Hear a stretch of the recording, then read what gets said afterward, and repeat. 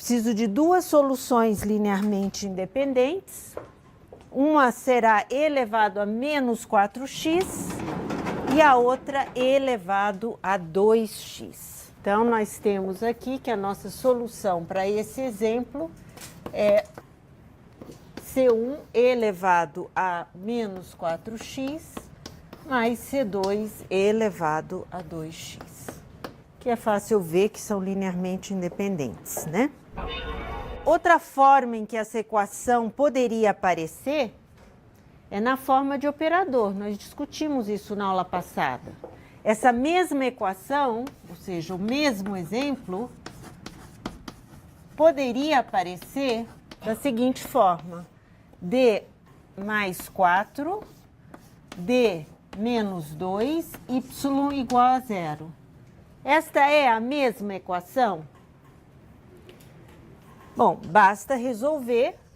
Aqui eu sei que isto é dy menos 2y, ou seja, isto daqui é y' menos 2y. Agora eu quero aplicar d mais 4 a isso daí.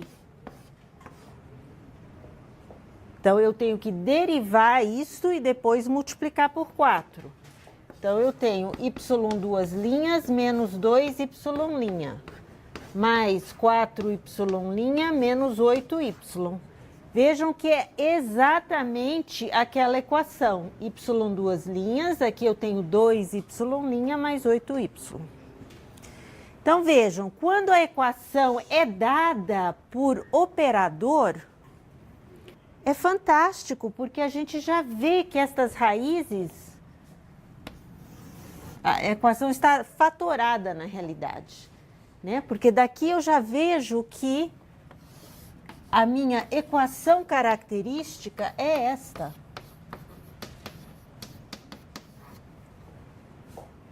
Então, é o caso mais simples de resolver a equação. As raízes já aparecem aí da equação característica, né? Porque eu já obtenho a equação característica direto da forma da equação. Eu não preciso fazer tudo isto. E aí, encontrar as raízes já vem fatorado, né? Ok, outro exemplo. Então, já pegando esse gancho aí dos operadores, a gente pode pegar qualquer ordem se eu for usar operadores. Eu pego D mais 4, D mais menos 2, D mais meio, né? Qualquer ordem eu posso pegar, né? E ordem 3, por exemplo, igual a 0. Quem é a equação característica? É uma de ordem 3, a equação característica é R mais 4, R menos 2, R mais meio, igual a 0. E as raízes são menos 4, 2 e menos meio. Daí eu escrevo a solução, ou seja, a equação com operadores, ela é a mais simples possível, né? Ela já aparece fatorada. Quando esses operadores, obviamente, já são operadores de ordem 1, né? Derivada. Senão eu tenho que continuar fatorando aqui também. Então, E menos 4x, C2 E elevado a 2x, mais C3 E elevado a menos meio x. Tá aí a solução. Ok? Mas, obviamente, os problemas não vêm dessa forma, né? De fato, nós precisamos fatorar e encontrar as raízes, tá bom? Bom, então esse é o caso mais simples, quando eu sei que as minhas raízes são distintas, a solução é muito fácil de escrever. Agora vamos para o caso que ainda as raízes são distintas, mas podem ser complexas. Então, caso 2... raízes complexas. Então, suponha que na minha equação apareçam várias raízes, mas entre elas aparece uma raiz complexa. O que eu sei? Que se eu tenho uma raiz complexa, também é raiz aconjugada. Então, elas sempre aparecem em pares. Então, suponha que eu tenha, de fato, uma raiz A mais IB. Então, eu sei que eu tenho a raiz conjugada também, A menos IB. Então, são distintas, portanto, eu poderia escrever E elevado a A mais IB x mais uma combinação E elevado a A menos IBx. Só que eu não quero escrever desse jeito. Por quê? Porque nós estamos trabalhando sempre com funções reais. Tá certo? Sempre com soluções reais. Então, essa função é uma função complexa, com complexos, né? Números complexos. Bom, então eu não quero escrever a minha solução assim. Portanto, vejam, o que eu posso fazer com este E elevado a A mais IBx? Bom, propriedades da exponencial, isto é E elevado a x, E elevado a IBx. Isto, beleza, função real, mas aqui não. Então, aqui eu preciso trabalhar, eu preciso encontrar o que isto significa em termos de funções reais, tá? E aqui eu vou apelar um pouquinho para o cálculo 1 de vocês. Espero que todos tenham visto isso. Que são os polinômios de Taylor. Quem que viu? Isso. O que são os polinômios de Taylor? É uma forma de se aproximar funções por polinômios, né? Então, a fórmula de Taylor, do polinômio de Taylor, é a seguinte. Obviamente, sob as condições de diferenciabilidade da função, porque eu preciso derivar. Então, suponha que eu estou em torno de x0 igual a zero. Então, eu quero um polinômio em potências de x menos x0. Mas como x0 é zero, potências x elevado a k. Tá? Então, vamos escrever o polinômio de Taylor. Então, eu tenho f de x, e o f de x é aproximado por esse polinômio. Então, eu quero escrever esse polinômio de Taylor.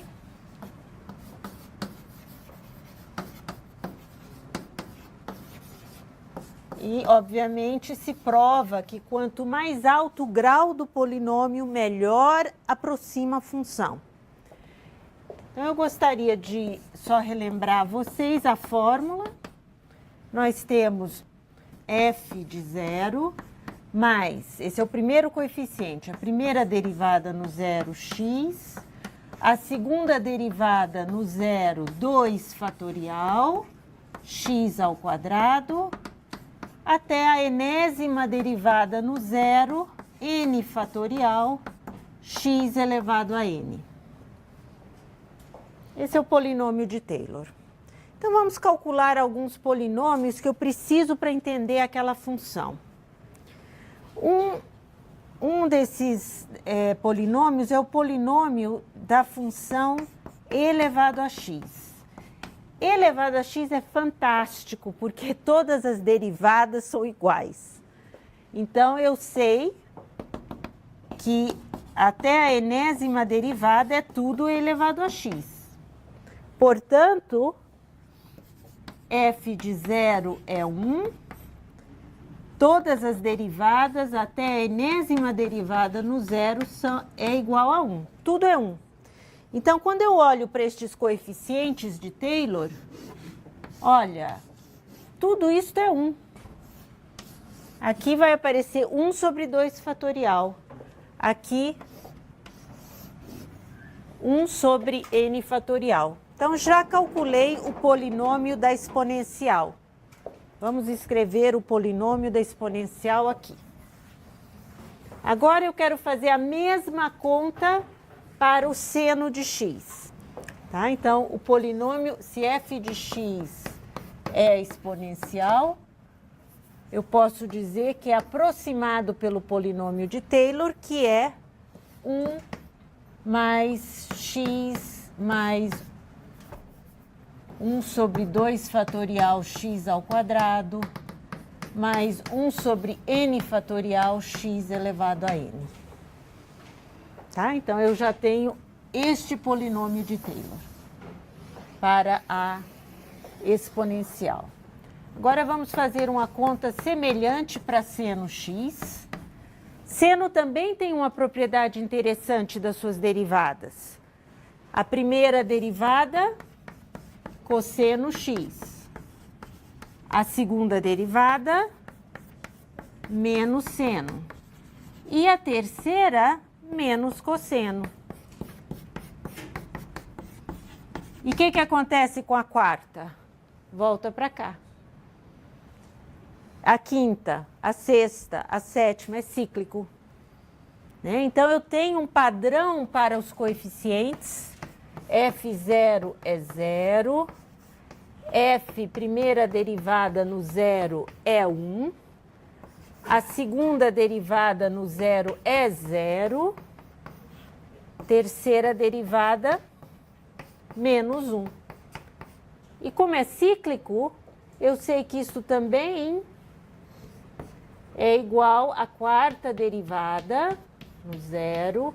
Isto é igual à quinta derivada no zero e assim por diante. A sexta derivada no zero, a sétima derivada no zero. Então, eu posso justamente substituir estes valores no polinômio de Taylor. E o que acontece?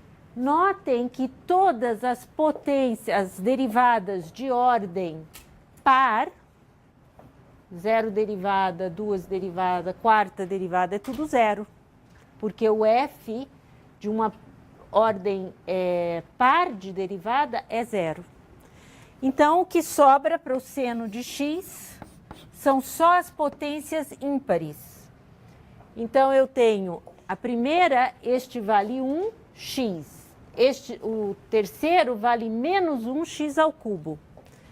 Então, eu tenho x menos x ao cubo 3 fatorial, mais x à quinta 5 fatorial, assim por diante, até chegar a um polinômio, vamos dizer, 2n mais 1,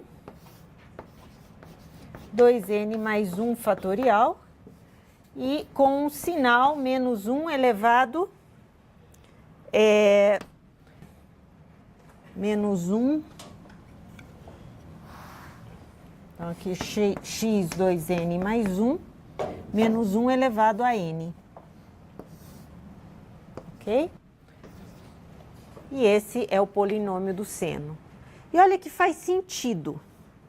Pelo seguinte, o seno é uma função ímpar. Né? O que eu sei a respeito de seno de menos x?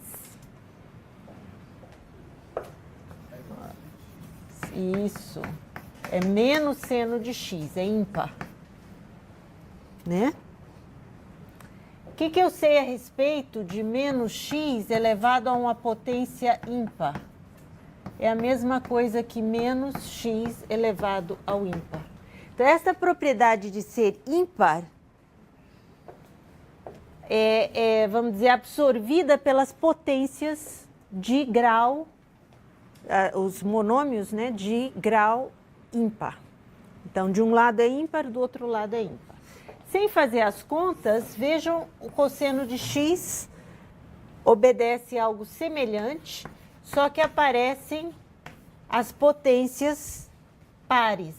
Então, aparece 1 menos x ao quadrado 2 fatorial, mais x à quarta 4 fatorial, etc., até x2n sobre 2n fatorial, e aqui eu tenho menos 1 elevado a n.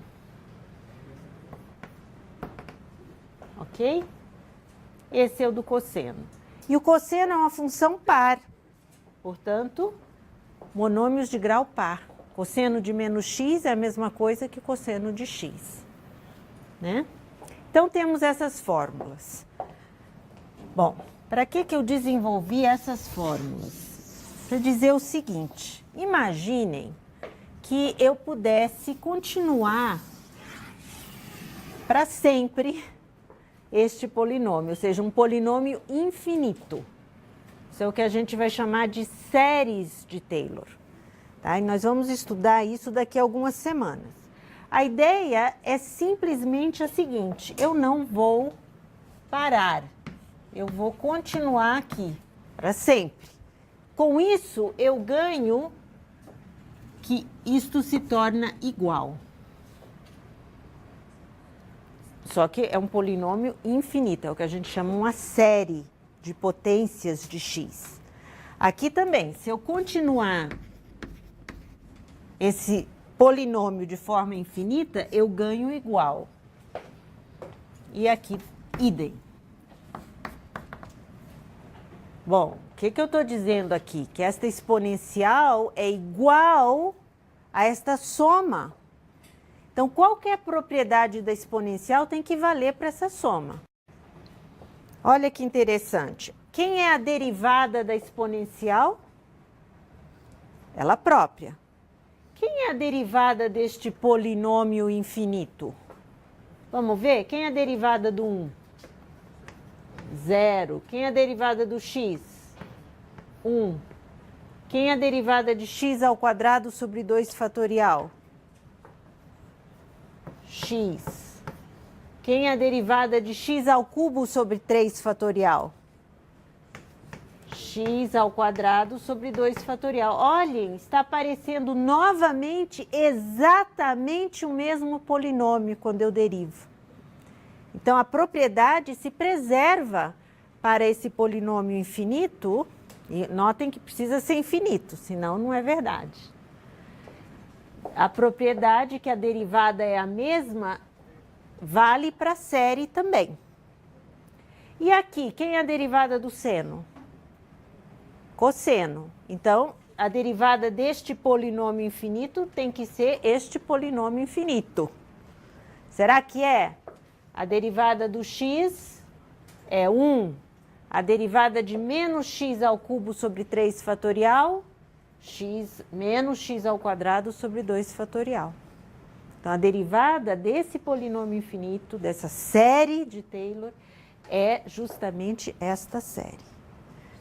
Então, dá para acreditar, né, de que nós temos, por enquanto, nós vamos acreditar de que, de fato, essas funções exponencial, seno e cosseno são representadas dessa forma. Agora, eu vou fazer o seguinte. Eu quero usar esta fórmula, que é conhecida, para deduzir uma fórmula conhecida como a fórmula de Euler. Né? Euler, vocês sabem, a gente comemorou aí alguns centenários, né, de Euler. Euler foi um dos matemáticos que mais produziu na história de toda a matemática, mas são centenas, parece que se reunisse seriam mais de 60 volumes enormes só de resultados de Euler, tudo é Euler. Ele era físico e matemático, e um matemático muito prolífero. Realmente, tem pessoas que acham que matemática deveria se chamar Eulermática, porque ele produziu tanto, né, em tantas áreas. Então, uma das fórmulas, só hoje, na próxima aula, nós já vamos ver duas coisas que provêm de Euler. Né? Então, a fórmula de Euler diz o seguinte, é uma fórmula, uma das fórmulas dele, fórmula de Euler, para exponencial. Tá? E é justamente esta exponencial. Então, o que eu quero fazer? Pensem que eu vou colocar a expressão IBX, justamente aqui, nesse... Muito bem, então, quando eu fizer isso, por esta fórmula eu tenho 1 mais IBX mais IBX ao quadrado sobre 2 fatorial mais IBX ao cubo sobre 3 fatorial. O que será que eu estou colorindo assim, hein? Será só para ficar bonitinho?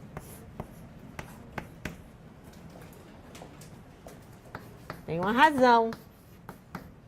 IBX 5 fatorial, fazer só mais um, mais IBX 6 fatorial, isto para sempre, né? Agora vamos concentrar nos termos em branco. Aí eu noto o seguinte, que aparece nestes termos I ao quadrado, I à quarta, I à sexta, né? Então, vejam, eu tenho que I ao quadrado, como I é igual a raiz de menos 1, I ao quadrado é menos 1. I ao cubo é menos I. I à quarta é 1. Então, olhem o padrão. I à quinta volta para cá. I à sexta, I à sétima. Então, aqui eu já volto. E aí eu vou... É cíclico. Tá? Então, vejam o que que acontece.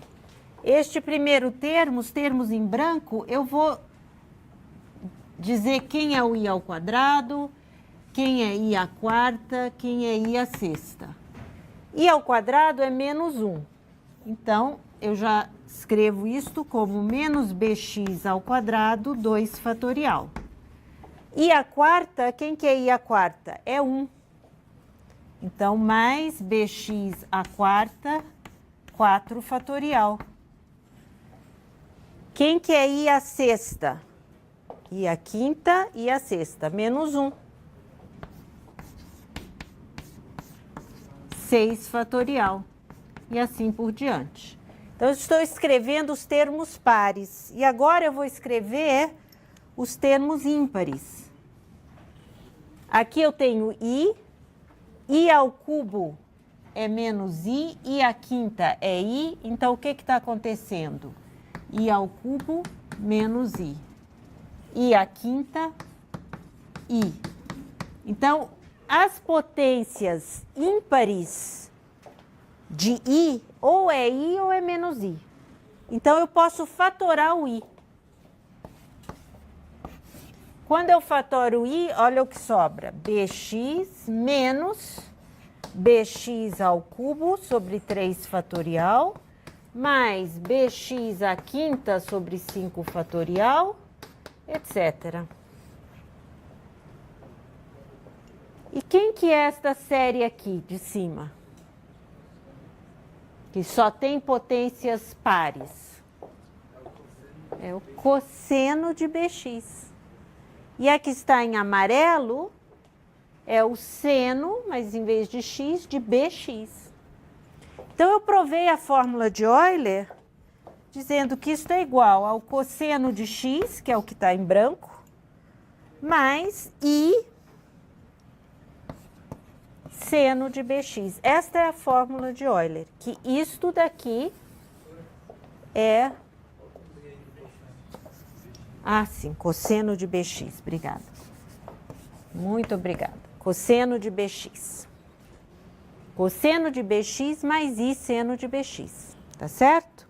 E agora, depois de todas essas contas, eu adiantei um pouquinho da matéria que virá, mas nós temos uma fórmula, então, para esta exponencial. Tá ali a fórmula. Portanto, esta solução eu posso agora escrever em termos da fórmula de Euler, que é o que eu vou fazer agora. Eu tenho elevado a x, K1, elevado a x, elevado a IBX. Pela fórmula de Euler, que eu vou escrever aqui, isso é cosseno de BX mais I seno de BX. Tá? Então, esse é K1 vezes esse. Mais K2. E aqui eu tenho elevado a X. E agora eu tenho elevado a menos IBX. Mas notem que elevado a menos IBX é a mesma coisa. Eu tenho cosseno de menos BX mais I seno de menos BX. Quem que é cosseno de menos BX? É o próprio cosseno de BX. E quem é o seno de menos BX? O menos sai para fora. Seno de BX. Bom, seno de BX aqui. Portanto, pela fórmula de Euler, eu tenho aqui cosseno de BX menos I seno de BX.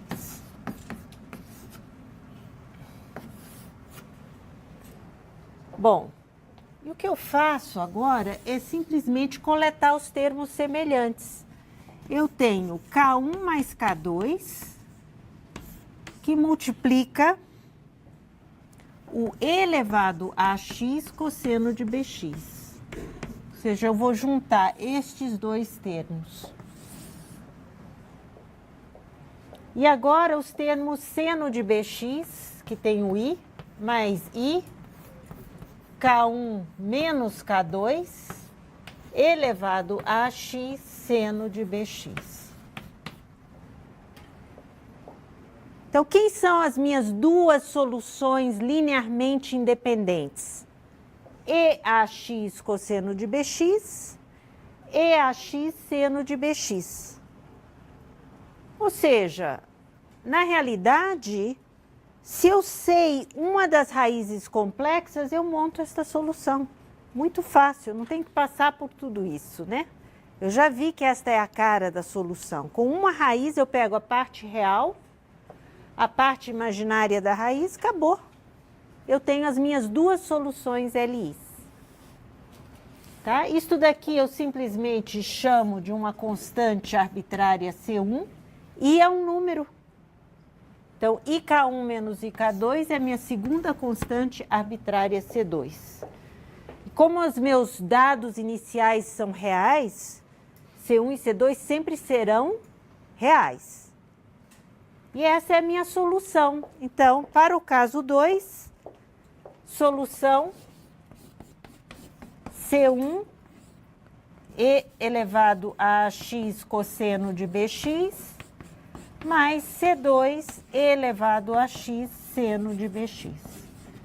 Então, é a forma de escrever a exponencial usando Euler. Tá? Ok. Então, com isso, na realidade, não tem... Eu vou fazer um exemplo rapidamente, mas é direto, né? É direto.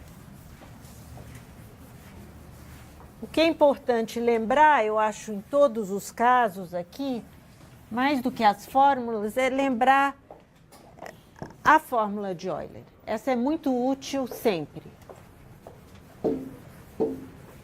Então, por exemplo, y duas linhas, menos 4y' mais 5y igual a 0. Ok? Então, nós temos aqui r ao quadrado elevado a rx, menos 4r elevado a rx, mais 5 elevado a rx. Ou seja, eu substituo a solução, eu sempre começo trabalhando com esta solução. Substituo, fatoro e encontro a equação característica.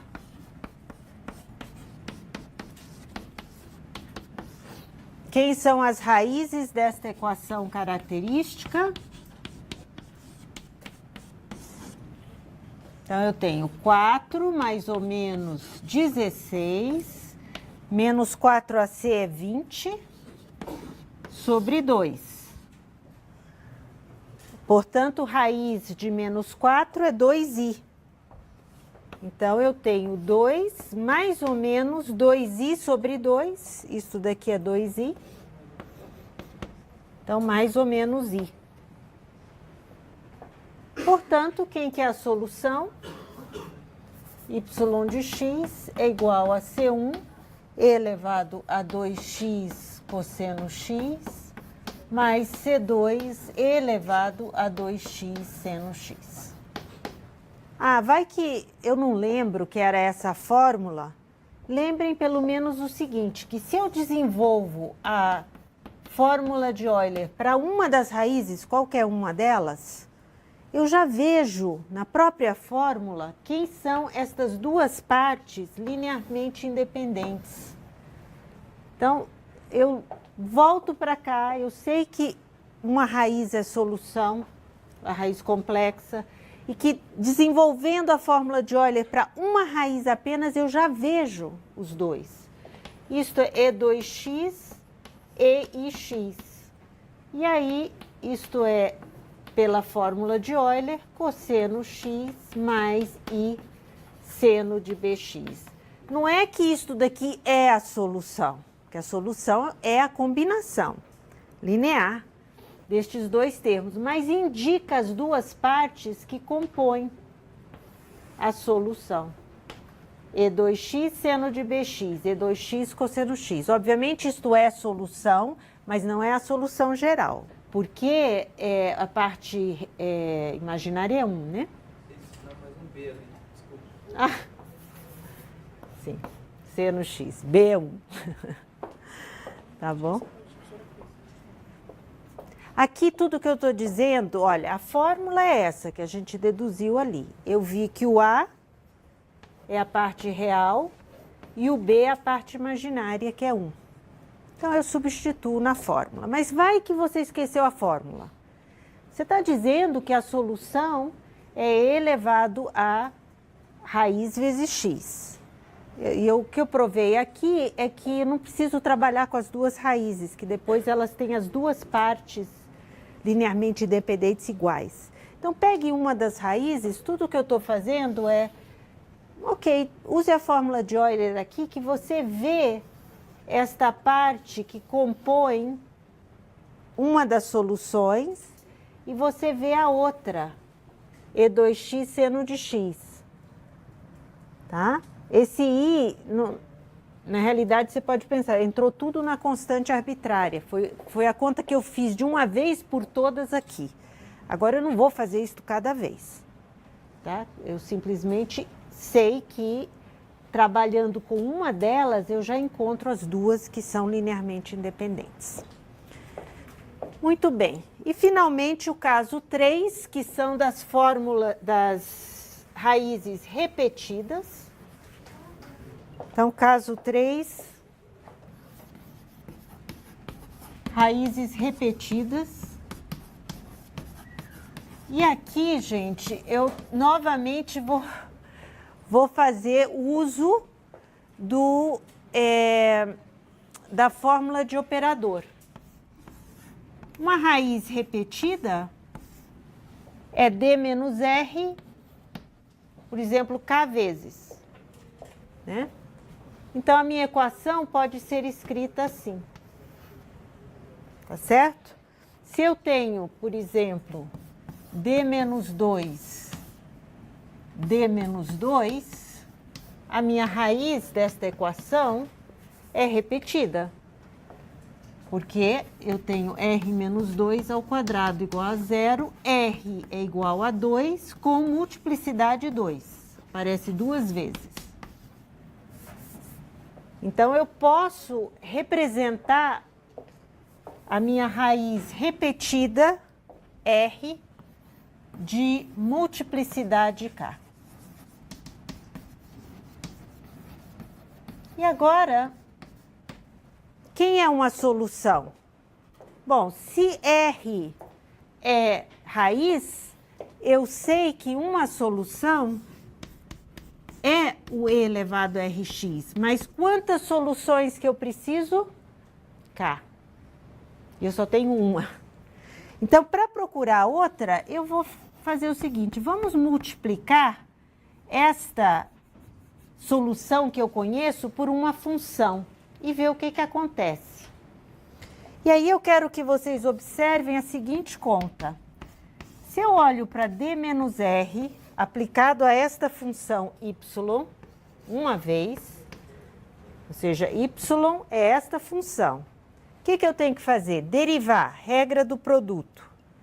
Então, mi' de x elevado a rx mais mi de x, agora eu derivo o r, elevado a rx. Ou seja, a derivada do mi de x elevado a rx, que é esse y, esta derivada é isto daqui. E agora, o que está mandando fazer? Menos r vezes isto. Ou seja, menos r vezes mi de x elevado a rx. Notem o que acontece. Esse termo cancela com esse. Cancela, cancela. O que sobrou? Mi' elevado a rx. Bom, mas eu tenho que aplicar o operador mais vezes. Então, agora eu aplico d menos r ao quadrado. Com a vantagem que eu já apliquei uma vez. Então, d menos r ao quadrado aplicado à minha função y é a mesma coisa que d menos r aplicado à linha anterior, que eu já vi, que é mi' elevado a rx. E aí eu faço exatamente a mesma coisa. Eu derivo pela regra do produto. Então, eu tenho mi duas linhas elevado a rx, mais mi' r elevado a rx. Isso daqui é a derivada do produto. E agora eu subtraio o r, menos r mi' elevado a rx. Quem que cancelou? Esse com esse. Então, cada vez que eu estou aplicando d menos r, o que está aparecendo?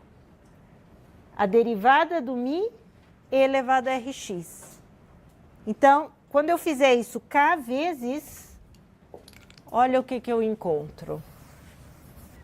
Então, derivando k vezes esse produto, mi elevado a rx, o que eu estou vendo é um padrão. Eu vou chegar na késima derivada do x elevado a rx. Este é o meu y, que eu estou tentando encontrar quem é o mi de x, que eu não sei. E eu quero que isso seja zero. Obviamente, a exponencial não pode ser zero. Quem tem que ser zero? Esta função, não a função, mas a késima derivada da função. Que função tem a propriedade que a sua késima derivada é zero? Bom, é um polinômio, né? Mas qual é a função mais geral que eu consigo nessas condições? Um polinômio de que grau? Isso, polinômio de grau k menos 1. C0 mais C1x mais C2x ao quadrado mais CK menos 1, XK menos 1. Ou seja, a solução no caso complexo, eu precisava de, lembrem bem, de K linearmente independentes. Então, a solução no caso complexo é esta, C0 mais C1x mais CK menos 1, XK menos 1, que multiplica a exponencial. Então, cada fator desses é uma solução. O C0 vezes a exponencial eu já conhecia. C1x vezes a exponencial é outra solução. C2 vezes a outra exponencial, C2x ao quadrado vezes a exponencial é solução. Então, neste exemplo, quem que é a minha solução? Voltando a este exemplo. C1 elevado, ou C0, elevado a 2x, mais C1x elevado a 2x. Encontrei duas linearmente independentes. Então, vamos dizer, o que nós temos? Se a raiz tem multiplicidade k, multiplique a solução exponencial por um polinômio de grau 1 a menos que a multiplicidade. Com isso, a gente resolveu todos os casos de coeficientes constantes. Tá bom? Na próxima aula, a gente vê alguns exemplos de coeficientes variáveis.